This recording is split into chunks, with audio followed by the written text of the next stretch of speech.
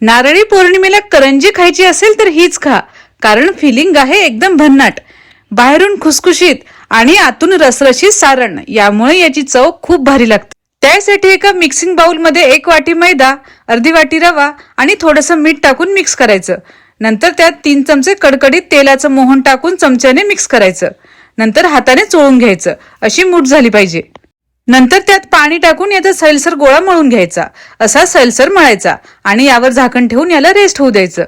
सारण करण्यासाठी गॅसवर एक पॅन ठेवून त्यात 2 चमचे तूप टाकायचं. नंतर त्यात खसखस टाकून परतायचं. ड्रायफ्रुट्स पण टाकायचे आणि नंतर त्यात 1 वाटी ओल्या नारळाचा खव टाकायचा आणि 3-4 मिनिटे याला परतायचं. आता त्यात अर्धी वाटी गूळ टाकायचा. गूळ यात मिक्स होईपर्यंत परतायचं. 2-3 मिनिटे परतत राहायचं आणि सगळ्यात शेवटी यात वेलची पावडर टाकायची. मिक्स करायचं आणि गॅस आता बंद करायचा.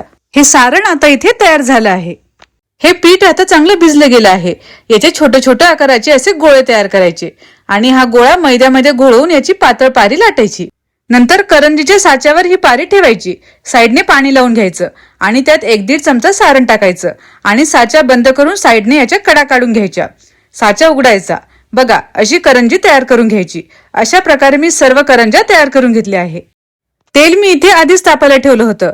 त्यात मावतील तेवढे आता करंज्या सोडायच्या आणि मंद गॅसवर तांबूस रंगावर याला तळायचं. हे बघा, तयार आहे मस्त खुसखुशीत अशा ओल्या नारळाच्या करंज्या. नारळी पौर्णिमेला ही करंजी नक्की ट्राय करून बघा आणि मला फॉलो करायला विसरू नका.